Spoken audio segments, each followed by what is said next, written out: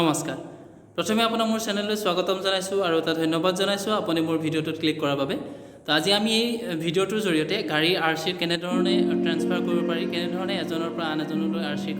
RC নামটো সলাব পাৰি তো সেই বিষয়ে আলোচনা কৰিবলৈ চেষ্টা কৰিম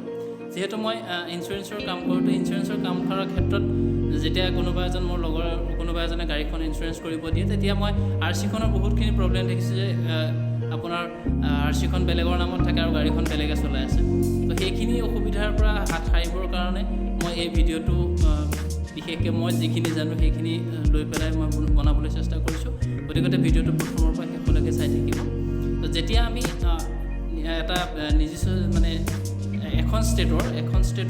ভিতৰতে যদি আমি গাড়ী আৰচিখন ট্ৰেন্সফাৰ কৰিবলৈ চাওঁ তেতিয়াহ'লে এটা বেলেগ প্ৰচেছ আৰু যদিহে আমি ষ্টেটৰ বাহিৰৰ ধৰক আপুনি অসমৰ পৰা আপুনি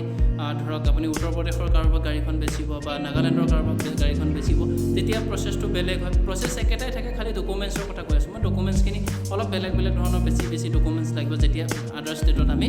চেল কৰিম প্ৰথম আমি আজি এই ভিডিঅ'টোত কেৱল আমাৰ নিজা ষ্টেটৰ কি ডকুমেণ্টছ লাগিব তো মই সেইটো জনাবলৈ চেষ্টা কৰিম তো প্ৰথম যেতিয়া আপুনি আৰচিখন ট্ৰেন্সফাৰ কৰিব যাব তো প্ৰথম লাগিব আপোনাৰ ভেলিড আৰচিখন যাৰ নামত আপোনাৰ চেলাৰজনৰ যোনে চেল কৰিব তেখেতৰ আৰচিখন লাগিব 1 নম্বৰ আৰচিখন লগাৰ লগতে তাত থাকিব আপোনাৰ ফৰ্ম নম্বৰ 29 য'ত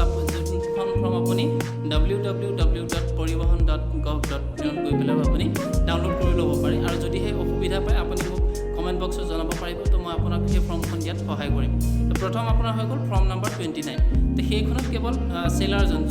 যোনজন ৰেজিষ্টাৰ্ড অ'নাৰ হয় তো তেখেতৰ ডিটেইলছ ফিল আপ কৰিব লাগিব ডিটেইলছ ফিল আপ কৰি গাড়ীখনৰ ডিটেইলছ ফিল আপ কৰিব লাগিব আৰু তেখেতৰ চাইন থাকিব ছেকেণ্ড থাকিব আপোনাৰ ফৰ্ম নম্বৰ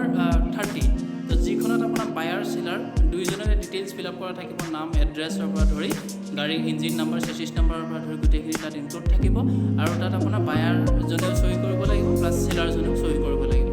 তাৰপাছতে লাগিব আপোনাৰ ভেলিড ইঞ্চুৰেঞ্চ চাৰ্টিফিকেট লাগিব যোনখন গাড়ী আপুনি চেল কৰিব তো সেই গাড়ীখনৰ নামত যে ইঞ্চুৰেঞ্চটো হৈ আছে মানে আপোনাৰ ভেলিড হৈ আছে তো সেই তেনেকুৱা এখন ইঞ্চুৰেঞ্চ চাৰ্টিফিকেট লাগিব আৰু তাৰপিছতে আপোনাৰ ইঞ্চুৰেঞ্চ ট্ৰান্সফাৰ কৰা এখন ফৰ্ম লাগে তাতে সেই PDF-টোতে আপুনি পাব যে এপ্লিকেশ্যন ফৰ ইঞ্চুৰেঞ্চ ট্ৰান্সফাৰ তো সেই যেতিয়া আপুনি আৰচিখন ট্ৰান্সফাৰ কৰিব তেতিয়া আপোনাৰ ইঞ্চুৰেঞ্চ পলিচিটো মানে আগৰ যিজন মানে আছিলে অ'নাৰ আছিলে সেই অ'নাৰৰ পৰা ছেকেণ্ড অ'নাৰলৈ ট্ৰান্সফাৰ হৈ যাব তাতে এখন আপোনাৰ ফৰ্ম থাকিব এপ্লিকেশ্যন ফৰ ইঞ্চুৰেঞ্চ ট্ৰান্সফাৰ তো এইখন ফৰ্মত যদি আপুনি কিবা অসুবিধা পায় তেনেকুৱা ধৰণৰ যদি কিবা অসুবিধাৰ সন্মুখীন হৈছে তো আপুনি মোক কমেণ্টত জনাব পাৰিব তো মই আপোনাক দিয়াত সহায় কৰি দিম আৰু নহ'লেও মই কৈছোঁ যে আপুনি www.parivahan.gov.in গৈ পেলাই আপুনি ফৰ্মখন ডাউনলোড কৰিব পাৰিব তাৰপিছতে লাগিব এখন এফিডেভিট যিখনত আপোনাৰ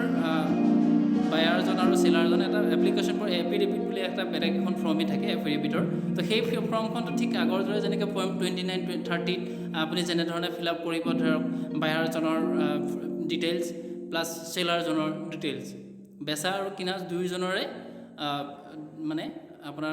গোটেই ডিটেইলছখিনি প্লাছ গাড়ীখনৰ চেচিছ নাম্বাৰৰ পৰা ইঞ্জিন নাম্বাৰ যিমানখিনি থাকে ডকুমেণ্টছ তো সেইখিনি গোটেই ডিটেইলছখিনি সেই এফিডেভিটখনত ফিল আপ কৰিব লাগিব তাৰপিছতে লাগিব ভেলিড পলিউশ্যন চাৰ্টিফিকেট যিটো আপুনি নিশ্চয় বুজি পাইছে তো পলিউশ্যন চাৰ্টিফিকেটখন কম্পালচৰি তাত লাগিবই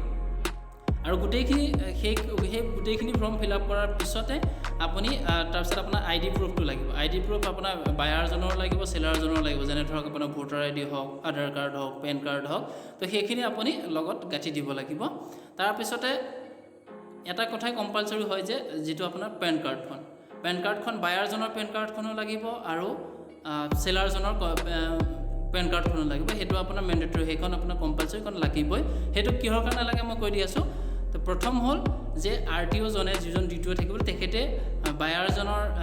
যিটো চহী থাকিব পেন কাৰ্ডত যিটো চহী আছে আৰু এফিডেভিটত থকা চহীটো মেটচ কৰিব প্লাছ চেলাৰজনৰো আপোনাৰ পান কাৰ্ডত যিটো চহী আছে প্লাছ এফিডেভিটত যিটো চহী আছে তো সেই চহীটো মেটচ কৰিব কাৰণ নহ'লে বেলেগৰ গাড়ী বেলেগে বিক্ৰী কৰিছে এনেকুৱা ধৰণৰ বিভিন্ন ধৰণৰ ঘটনা হ'ব পাৰে বুলি পেলাই DTOয়ে সেইটো চেক কৰি লয় গতিকে